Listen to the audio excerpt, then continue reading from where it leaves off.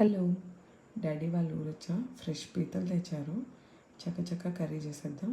మన అత్తమ్మ వాళ్ళ ఇంట్లో చేసా కదా, ఇప్పుడు డాడీ వాళ్ళ ఇంట్లో ప్రాసెస్ చూసేయండి, ఫాలో అయిపోండి. ఉల్లిపాయ, అల్లం, వెల్లుల్లి, జీలకర్ర, ధనియాలు. నేనైతే మసాలా వేయను, మీకు కావాలనుకుంటే మసాలా వేసుకోవచ్చు. యాక్చువల్లీ ఈరోజు సరదాగా ఒక మెసేజ్ విన్నాను.